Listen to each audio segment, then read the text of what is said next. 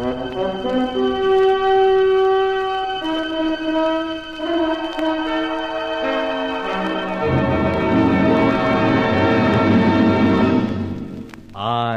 have been here. The Grey Goose. Adventures of a Modern Robin Hood.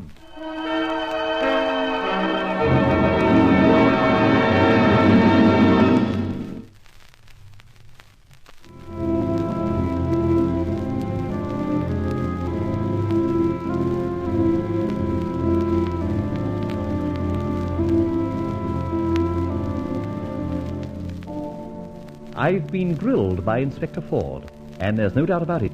He knows that the Grey Goose is Roland Fletcher. His trouble is he cannot prove it. My trouble is that he's too near to be comfortable. One mistake, and I'm a gone coon. He's on to Charlie Austin, too, but I've managed to sneak him away to Barbara's flat. Barbara herself, I fear, has also come under suspicion, and Inspector Ford has likewise grilled her a little. Well, trapped as I was in Charlie Austin Street, I made a diversion by starting a small fire, and in the ensuing confusion, I nipped off and back to my flat, where Barbara, disguised as myself in moustache and wig, was holding the fort. Here you are at last. I was getting very anxious. I'm not surprised. Well, hop through the hole in the wall and change into your own self. It looks as if that disguise of yours is finished forever. I'll join you in a few moments. Right. Incidentally, Charlie and I will have to make a job of closing the old bookcase wall. We made it. We'll have to unmake it, seal it up. Oh, Rowley. No regrets, my dear. It's done its job. But the day has come when Ben Ford is going to tear this place of mine to bits and get experts on the job. Then he'll know I can get into your place, and that will definitely pin collusion onto you. All right, hop it, and let me know when Charlie Austin arrives. See you soon.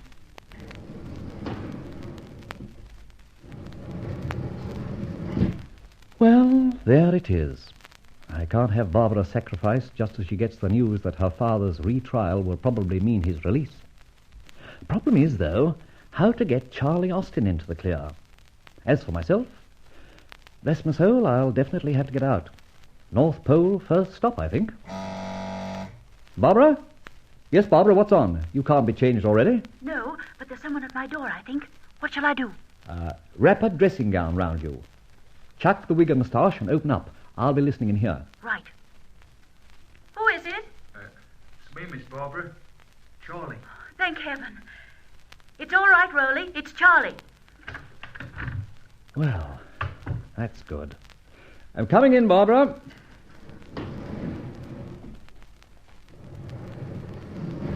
By heck, you're late, Charlie. Oh, I am that.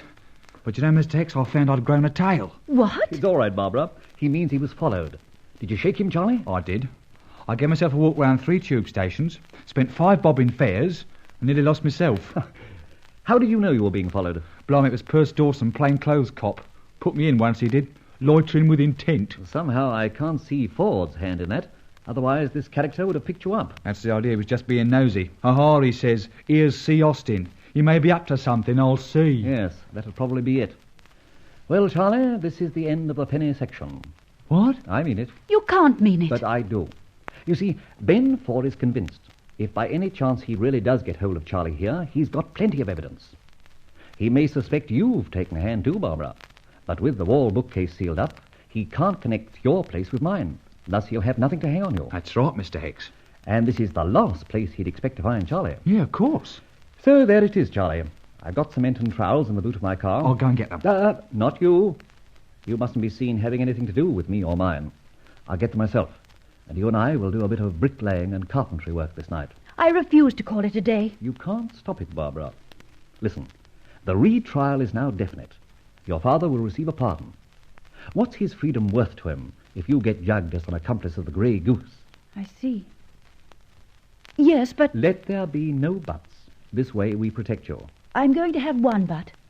What of you and Charlie Austin here? That's our next concern. Very much so, as a matter of fact.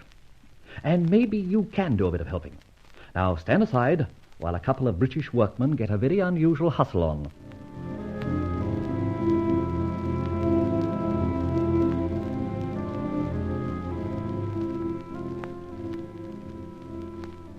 Oh, blimey. Oh, it's finished. And as the mayor of Buff Orpington would say, I declare this foundation stone well and truly laid. Oh, by Jove, I'm tired. Sit down, like a drink of something. How does a drink of something sit down?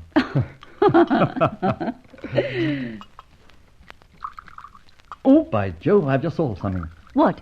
I can't get back into my flat without going round now. And I'm dressed a la bricklayer. Never thought of that. I've thought of something, though. You have? Yes. A bit more plaster on your face, a bit more dirt on your overalls, and you could go out into the street or anywhere, and no one could possibly recognize you. By Jove, Barbara, my wench. You've spoken a complete mouthful. Charlie, my boy, we are almost at liberty. Well, how are you going to use it? The fact is, Barbara, you may as well know it now as later. Charlie and I are going on a trip. A trip? What do you mean exactly? That's the first I've heard of it. We can't evade Ford much longer.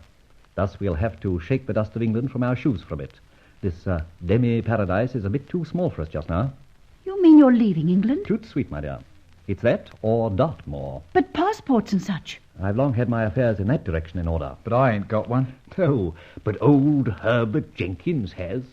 You know, the one you used when we bunged you over to France a year or so ago. Oh, crocky, yeah. But wait on. You won't get by the cops at any port. Ford'll see to that. Not as yourself, that is. Do you really think the inspector's as warm as that? Definitely. And if in the next few days I drop a brick or he picks up Charlie Austin, we're all well and truly sunk. Oh, I wish I could think of something. Don't let it worry you. The big bad wolf is not going to get us. Come on, Charlie, it's the dawn. A very good time of the day to sally forth. Oh, rightio. I'll be seeing you again before... Before we go? Most certainly. We might even come in and whitewash your ceiling.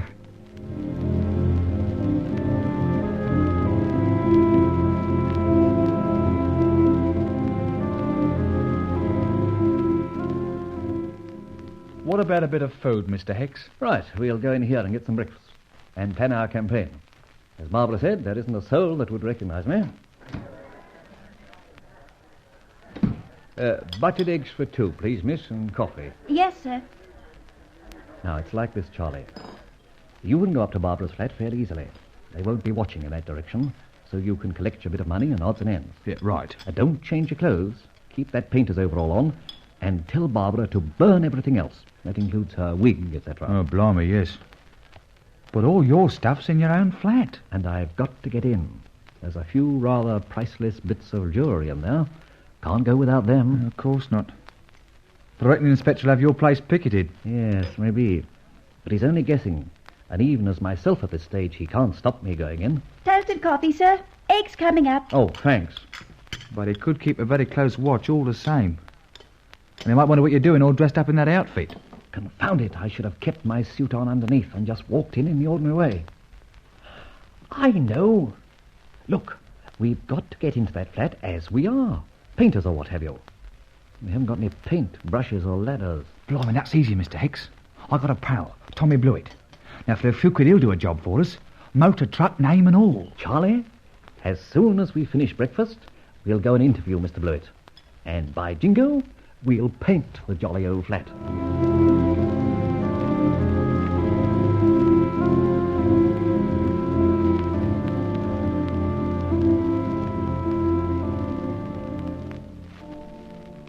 Mr. Fletcher's flat?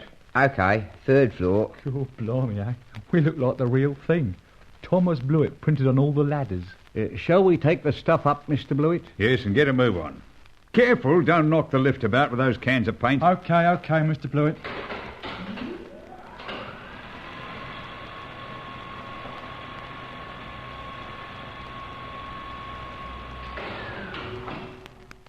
Careful there. Crikey. Do you see what I see? The inspector himself. All right, we'll have to bluff this. Good morning, sir. Are you Mr. Fletcher? No, I'm not. As a matter of fact, I think he's out. I'm waiting here for him. That's okay. Oh, are you a friend of his? We can let you in if you like. The boss has got the key Mr. Fletcher left with him. Is that right, boss? That's right. He said as he might be away a bit, so we got a key so that we can get on with the decorating. Did he say he'd be back today? Didn't say anything, but asked us to get a move on with the job. You coming in with us? I don't suppose he'd mind. After all, you couldn't pinch anything with us around, could you? Would you like to leave your name with us? If you want to go, we'll tell him you've been hanging around.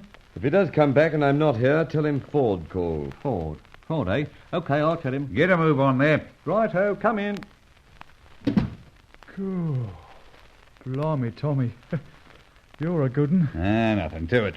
Was that his nibs? That was his nibs. Look, Charlie, I've gone so far to oblige you, but I don't want to put myself the wrong side of the law. I'll assure you of that, Mr. Blewett. This flat does want decorating. All right, go on, decorate it. Here's your £100, as promised by Charlie. Now, let's get to work. As long as you show results, you're just doing a job. And if Charlie and I are absent tomorrow, well, that's okay too. You just put 2 other men on. All right, sir. I'll shut up. Good. Now, I've got what I came for. My own property. That's it. Now, I think I'll go down for more paint. Then I'll go to your place and send another of your men up here. I've told him to do that down at the office. Right. Here, what about me? You, Charlie. You'd better stay on the job till knock-off time. Then meet me at, now let's think where. I know. Mr. Blewett's paint yard. That's it. Okay with you, Mr. Blewett? Oh, yeah, that's all Garnet with me. All right. Now I'll be off. Oh, by the way, Charlie, splash a bit more paint on your face. Oh, hello. You still here, Mr. Ford? Yes, I'm still here. Cripes. You got patience, I must say. Your pal, Mr. Fletcher, must be worth waiting for. You're quite right, my friend. He's very well worth waiting for.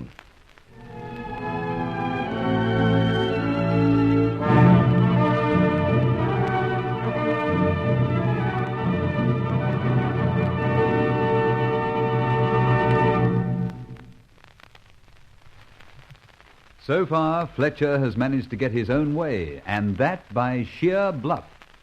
But how long is Dame Fortune going to favour the Grey Goose?